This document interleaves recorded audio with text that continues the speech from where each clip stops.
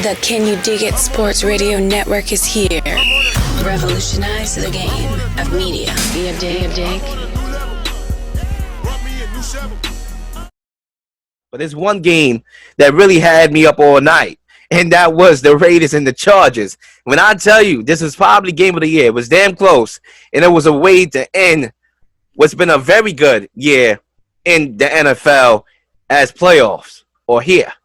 The Raiders topped the Chargers 35-32 in overtime to clinch a playoff spot, with the Chargers head coach Brandon Staley facing criticism for calling a timeout in a possible tie scenario.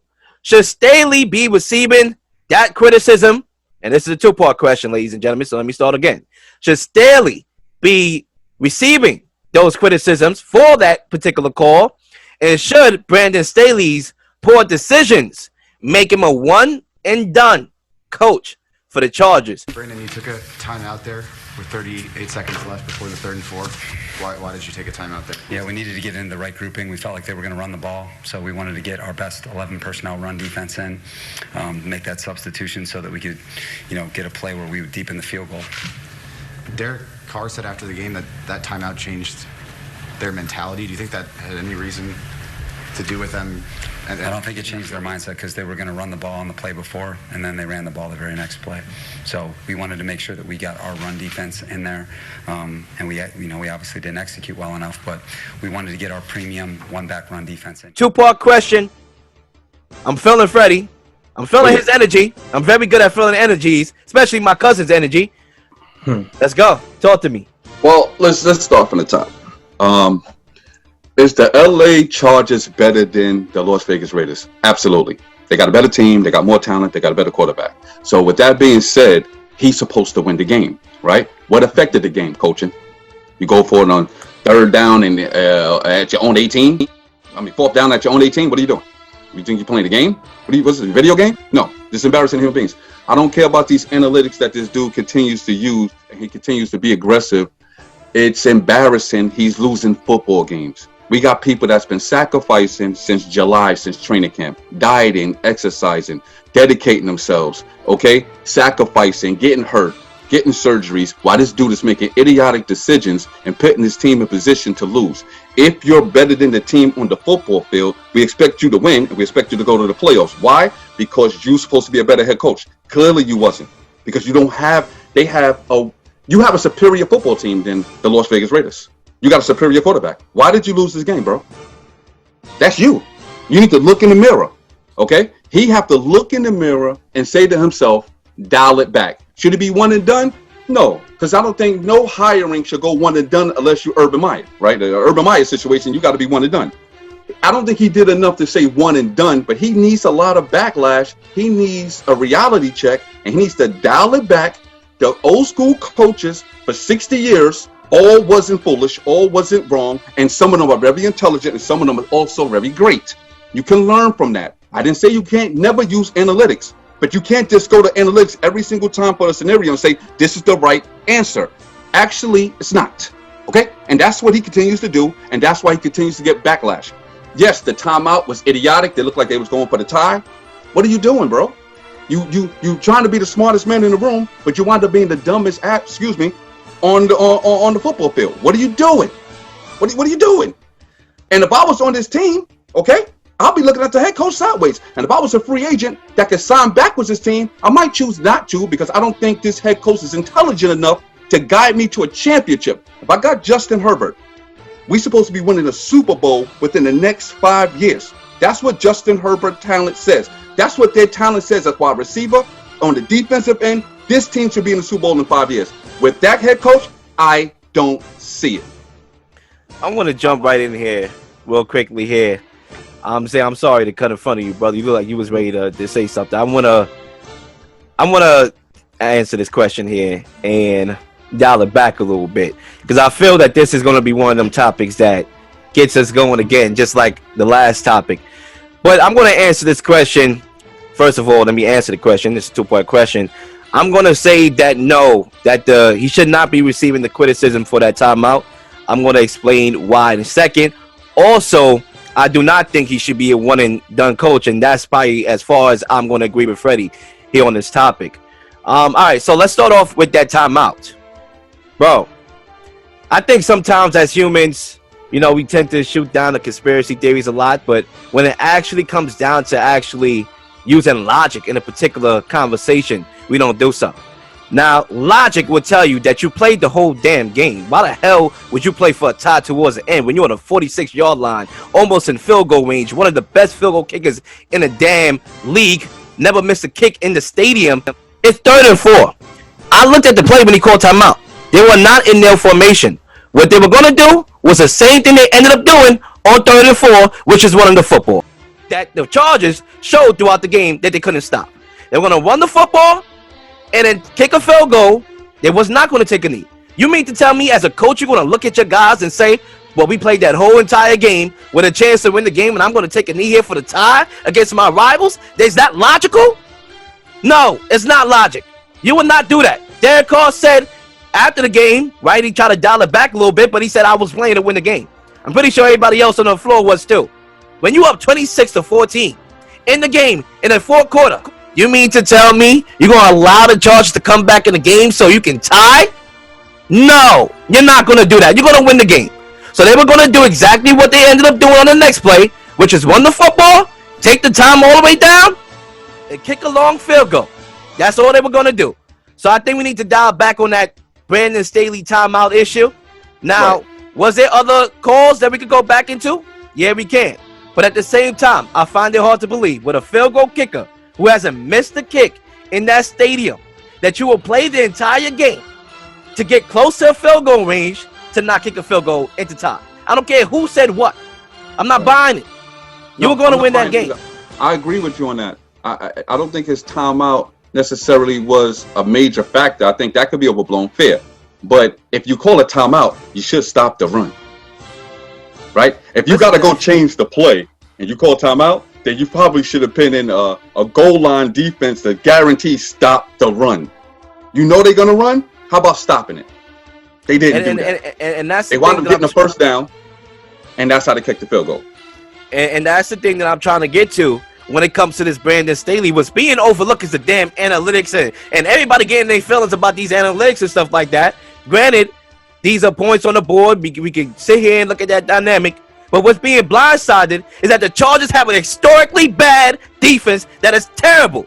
That gave up a 3rd and 23 right before halftime when the Raiders said, I'm going to run the football 3rd and 23, and they gave them a first down in a PI call. Right after that, when Derek Carr, first of all, it shouldn't have been a PI call, but why the hell you grab it anyway? Because he threw it 20 yards away from his receiver, and it was a pass interference. Granted, you can blame Brandon Staley for that. He's a defensive mind. I'm not mad at you. Their defense is bad and terrible, and when you're going to sit here, Fred, and say, oh, this team is superior. Do they got more talent than the Raiders? Yes. Clear. They do. But they're not far superior because this defense is terrible. The Raiders got a better defense than the Chargers. Listen, the Raiders got a better defense, but the Chargers got the better quarterback, bro. Derek Carr is not a terrible quarterback. Is Justin Herbert better than Derek Carr? Yes. Justin Herbert is much better than him. And Derek Carr been in the league, or should I say more than Justin Herbert. Jump in, bro. Well, before I get into my take, I just wanted to pull up a quote that the head coach said, the Raiders head coach said, that he admits he certainly considered just playing to tie the Chargers until Josh Jacobs put them in field goal range. So if that timeout wasn't called, there's a potential that the Raiders would have just played the clock out and tied the game, and they both would have went into the playoffs. Hey, can you see this? I don't know if you can see it. Can you see the way how they were lined up on the play on the phone? Yeah, like slightly, yeah. That doesn't look like a nil formation. That look like they're gonna want to play. So that's what the Raiders head coach had came out and said. He was certainly considering. He said playing. That's what it is. I think he was content if they would have stopped the run that he was just gonna run out the clock. Possibly, but I think they would have tried a field goal. Me personally, but you know. Yeah. That's my thing was that I don't think the Chargers should have called that timeout, and I think Brandon Staley should face criticism for that because I think he's been making a lot of questionable plays the entire season, and the one thing that he's shown us all season is that he doesn't trust his defense at all. And whatever reason, every time he calls a timeout to set his defense appropriately, the wrong play happens and they give up more yardage. So maybe they should just let him play out whatever situation and just let it continue that, like, just play that possession, because whatever he did clearly didn't work before, and it wasn't working the entire season. I don't think Brandon Staley should be fired, because I said this all season. The Chargers are a very young team. They're going to have a lot of inconsistencies, and unfortunately, it was the biggest game of the year, and they had an inconsistent play. You know, it is what it is, and I think that's a good learning curve for them, not only for the coaching staff, the play callers, but also the young guys, the players themselves. I think next season is going to be a big year for the Chargers. They're going to hopefully get their defense bolstered through the draft and through free agency. And we're going to see a way better Chargers team next season opposed to how they looked this year. You know, they weren't horrible this year. Their offense looked stout. Mike Williams, emerged. No one assumed he would be as big of a receiver, big as an option for this team going into the season. So he had a really big year, and I think that's a lot to look forward to. And I think this defense looks, it doesn't look great, but that's good, because then you know what to work on going into the offseason. You already know Austin Eckler's going to be there, Williams, Keenan Allen. So now you have all these players on this roster offensively. So now you have to focus on that defense and make sure the defense is stout, or at least play about average defense at least to get some stops. Then that's what the Chargers need. They don't need a top 10, top 5 defense. They just need at least a top 15 defense or 16th defense rank just to get some stops, because this defense couldn't stop anything. They couldn't stop a door from closing. So I think Brandon Staley, he should get a lot of criticism for that timeout, just due to the fact that, like I said, it hasn't been working all year, and he's not, like I said, he hasn't been able to get this defense to get an important stop throughout the entire year. So I don't know why that timeout was so crucial to him to get the right formations. Basically, you just said it at the end, the close of your statement. It was basically they felt that they were going to run another play, and obviously he said from his words that he wanted to get the right play, the right formation to be able to stop that play, because it obviously was a crucial play that even with the timeout, they didn't stop, which is, it makes him look foolish on that end. And I can understand why the Raiders head coach is going to go over there and set trip, because they called the timeout. So now it makes it look like, oh, I was going to have mercy on you anyway, but you called the timeout. Everybody want to add a story to a story. Stop it. Stop it. You know what, cousin? You know what, though? Hold up a second, man. Like, listen, I hear what you're saying. From a logical perspective, they ain't stop it anyway. You're right. He's probably getting too much criticism for that particular call, right? I think that's fair to say. But the reason why, and like you just said, use the word logically, why he's getting that criticism, because he made a lot of bad calls all year. He's not being criticized technically for this one call. He's being criticized on how he handled this football team all season. There's a lot of people, and I believe there's people in that locker room, people in that organization felt this coach lost games for them. And you're going to get backlash. Every football game counts, bro. Every one of them counts. You can't be just throwing football games out the window. And I think he threw a few out the window. I would say this to go back into that point even further. Moving away. First of all, matter of fact, let me stay in order here. No sense of me leaving and coming back. I'll stay right there. When I look at Brandon Staley and his calls, right, I want to make this clear. When it came to the game against Kansas City, I understood why he went for it. Because I also know, and I'm a football god. Like, I love football, but I sleep, eat football, right? I even dream football. And I know what the talk of the town is, always. And the talk of the town for the last couple of seasons is that field goals do not beat Kansas City, touchdowns do. Now, granted, that's why you have third down. You want to convert, you want to stay away from as much fourth downs as possible to make it easier for you and your offense. Clear. I'm not going to deny that. But I saw last year in the AFC Championship game, Buffalo had a 9-0 lead against the Chiefs, had some 4th and 1s and 4th and a couple where they kicked field goals, and out of nowhere, the Chiefs turned it on and was in the Super Bowl. I seen the lack of aggressiveness against the Chiefs. Browns too, early in the year. In the divisional round. Punted, gave the ball back to Patty Mahomes. Then go for it on 4th down. I know it was a longer 4th down, but you gave the ball. Correction. Patrick Mahomes was out. But they gave the ball back to the Chiefs offense. Andy Reid on 4th and 2, gambled with a backup quarterback to win the game. I see it time and time again. I watch the Chiefs, believe it or not. I know what the Chiefs do. I know once they smell blood, they're attacking you. So I didn't criticize him for that, because some of it I felt was blindsided by the fact that there were drops on 4th downs on some of those calls, and it was 4th and 1 in the goal-yard line when the play call was terrible when they decided to pass on the 1-yard line instead of running. Because So- think about that. The play calling is terrible. That's the coach. Yeah, and that's You why go for the it's 4th down, and it's not a good play call, then it's the yeah, coach. that's bro. still the coach. But like I said, it's everything here. The way how bad their defense is, some of the terrible play designs in those analytic plays are being blindsided by this analytic, non-analytic debate. And I feel listen, like it's almost like this whole vaccination, unvaccination issue.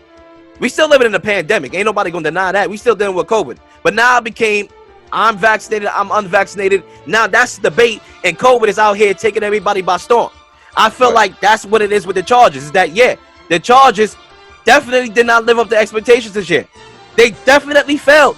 That's part of the coaching right there. One thing that's being decided or blindsided is the fact that everybody want to have this analytic conversation where it goes deeper than that. Right, but see, it do go deeper than that, but you got to understand, this is professional sports. You're a head coach. You're going to get criticized when you lose. That's a fact.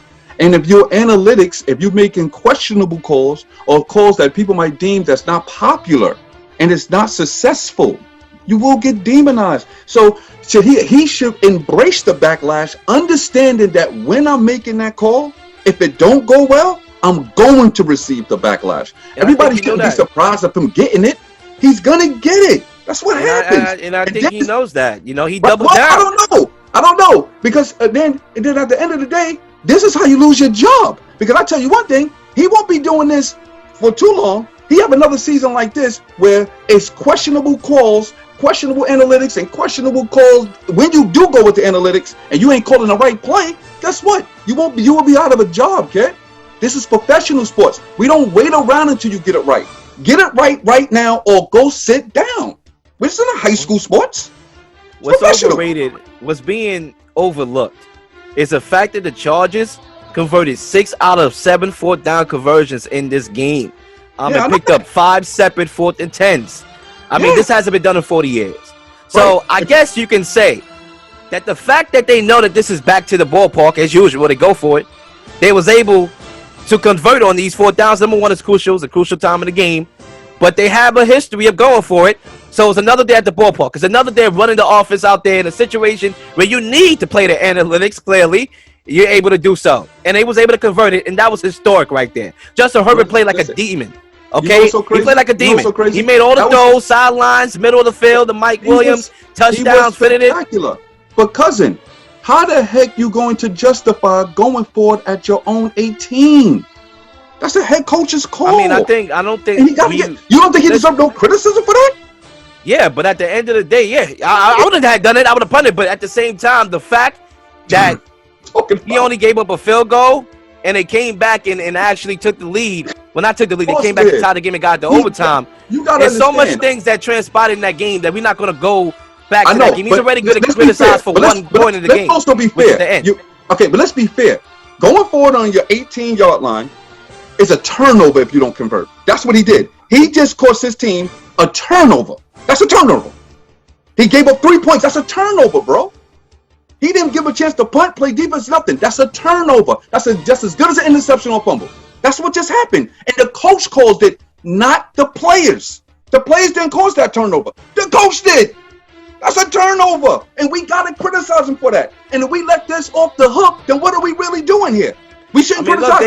They came back and tied the game. Like I said, there's bigger fish to fry and bigger points in the game that I gotta listen. If you're giving up a run on 3rd and 23 and you're not concerned with that over a damn call, then there's something wrong. Because a 3rd and 23 and you let them run for the first down, that's ridiculous. That's what I'm focusing on. I'm focusing on a PI call before halftime when the ball was 20 yards away. I'm not here to have this analytic conversation no more. I'm sorry. The players. The players, they should be held accountable. That's players. That's on the field. A coach has made a decision on 4th down. He got to be criticized for that. And if I told you, hold on a second. The Chargers had 10 penalties in this game. I don't give a damn about that call. They literally blew this game and they gave up points to the Raiders. Why are we focusing on one call? Here's the thing. Listen to this, bro. What happens if we don't criticize him? How the heck we feel comfortable criticizing any coach at any given moment? We shouldn't criticize no coaches. We can't let them off the hook with that call. We gotta criticize them for it. And if we don't, then we shouldn't criticize no coaches. Whatever the coaches say, we should be everybody going got with. their philosophies. Just because I criticize it don't mean you have to do the same thing. Yeah, everybody got their philosophy. I would have punched it. It's not a debate about that. What I'm saying, that's why you get criticism from me, because I criticize coaches for their decision making. That was a bad decision. I'm gonna criticize him for it, and he deserved backlash, bro. He's been making horrible calls all year. His team's out the playoffs, and you trying to tell me all the teams in the playoff currently is better than the Chargers? Listen, I picked the Raiders to win this game on Friday. I want to make that clear on In the Huddle. Obviously, those who listened, they listened. I said the Raiders was going to win this game, and I literally predicted exactly how they were going to win it. Lil Shadamas on the mic. I mean, what are we doing here? We know it. 1, 2, 3.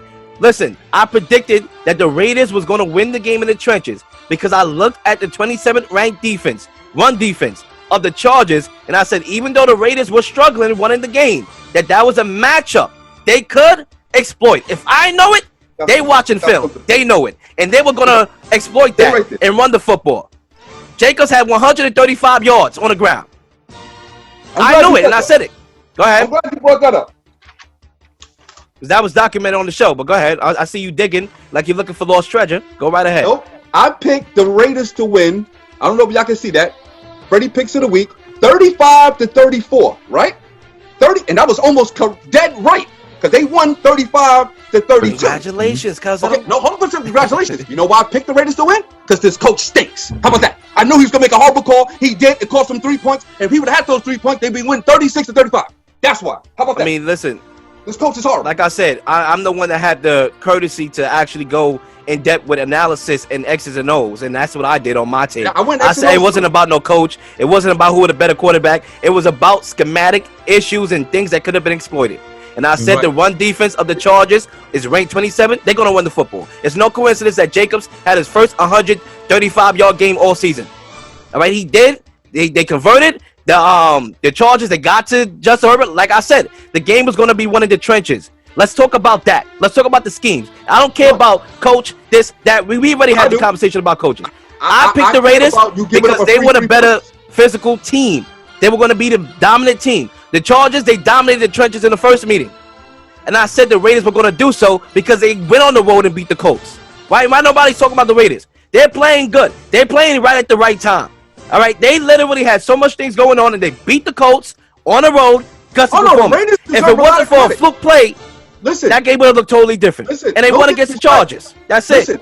The Raiders deserve a lot of credit because the LA Chargers got a better roster. I'm on a new level. I'm on a new level. I'm on a new level. I'm on a new level.